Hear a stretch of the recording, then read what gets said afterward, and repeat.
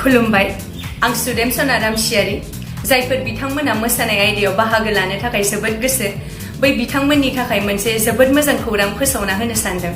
बे खौराङानो जाबाय जौगा फिल्म प्रडाक्शना डेन्स बडलेण्ड डेन्स सिजन 1 2022 खुंफुंनो थाखाय साखाफारा खालामगासिनो दङ, जेराव नोंथाङा बाहागो लानो थाखाय मोसानाय आयदानि जेबो फोरमानलाइ एबा सार्टिफिकेट गैयाब्लाबो बाहागो लानो हागोन आरो बेवहाय बाहागो लागिरिफोरनि थाखाय जेबो थिखानाय बैसोनिबो सिमा गैया।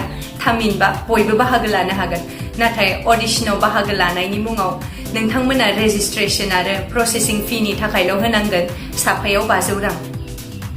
बाहागो लागिरिफोरा गोसोआव लानो गोनांदि अडिशननि खालार आरो थावनिफोरा जाबाय फारियै 15 जुलाइ 2022 खालार खालि Shivam dance academy Ulubari Bijni Chirang, 16 July 2022 खालार खालि Bodoland guest house Kajalgaon Chirang, 20 July 2022 खालार खालि Salbari junior college Baksa, 21 July 2022 खालार खालि Simla state dance academy Baksa, 22 July 2022 खालार खालि dream point dance academy Musalpur town Baksa, 27 July 2022 खालार खालि Allegro dance and fitness studio Narzary complex Golma Chowk Udalguri, 28 July 2022 खालार खालि रेम डान्स एकाडेमी टंला एबीसी प्ले स्कुल नियर टंला higher secondary school Udalguri, 30 July 2022 खालार खालि सेरफांगुरि जनता कलेज सेरफांगुरि क'क्राझार, 1 अगस्ट 2022 खालार खालि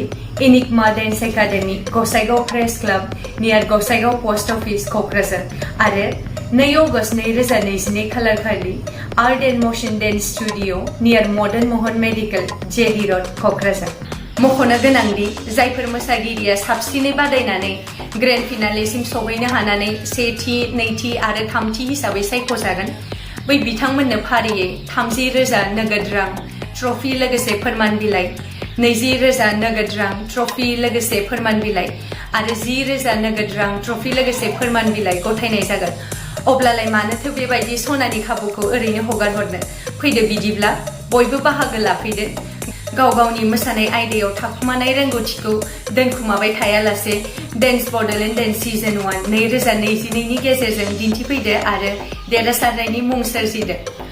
आबुङै मोनथिनो थाखाय जानबुं नम्बर 7637814897 आरो 8838874462 आव थोंजोङै जगाजग खालामहरदो। गोजोन्थों।